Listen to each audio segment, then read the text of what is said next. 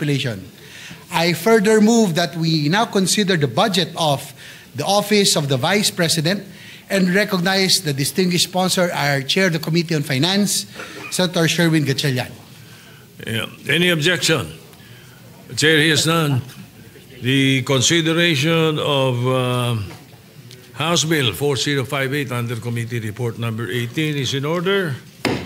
We now recognize Senator Sherwin Gatchalian, the Chairman of the Committee on Finance, to sponsor the budget of the Office of the Vice President. Thank you, Mr. President. Thank you. Yeah. Thank you, Mr. President. Thank you, Majority Leader. Mr. President, we respectfully submit for the body's consideration the proposed new appropriations for the Office of the Vice President for fiscal year 2026 amounting to 889 million pesos. Thank you, Mr. President. Majority Leader. Mr. President, to Senator Robin Padilla is seeking the floor for a manifestation of support. I move that he be recognized. Senator Robin Padilla is recognized. And by the way, we would like to recognize the presence of the Vice President, Vice President Sara Duterte. Welcome to the Senate, Your Honor. Go ahead, Senator Padilla. Maraming salamat po, Ginoong Pangulo at sa ating pong pinunong mayorya. Ako po'y walang katanungan sa ating ginoong sponsor, Senator Sherwin Gatchalian, kundi ako po'y magmamanifest lamang.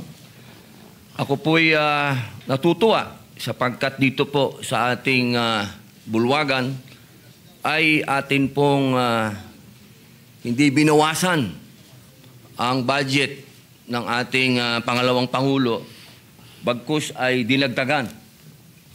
Sapagkat alam niyo po, sa akin pong karanasan sa tuwing may dadating na kalamidad, kalungkutan, kamatayan, naandyan po lagi ang ating pangalawang Pangulo upang makiramay, tumulong. Kahit saan pong lupalop sa Pilipinas, makikita po natin ang opisina ng ating pangalawang Pangulo at siya mismo pumupunta sa mga lugar na hindi pa po naabot ng kahit na sinong naging public official.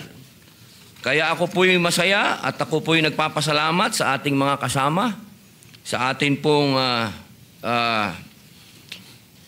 sponsor, Senator Sherwin, sa ating pong Senate President, sa lahat po na bumubuo, sa lahat po ng mga senador. Maraming salamat po at hindi po nagmula dito sa ating bulwagan ang pang-iipit sa ating pangalawang Pangulo. Muli po, maraming salamat at pinatutunayan ko po ng napakalaki ng naitulong ng ating pangalawang Pangulo. Maraming salamat po. Thank you. Majority Leader, what is the pleasure of the body? Yes, Mr. President, there being no other reservation for interpellation, I move to close the period of interpellation on the budget of the Office of the Vice President and that the same be deemed submitted for the body's consideration. Any objection? Hearing none, the budget of the Office of the Vice President is hereby deemed submitted. 1 minute suspension.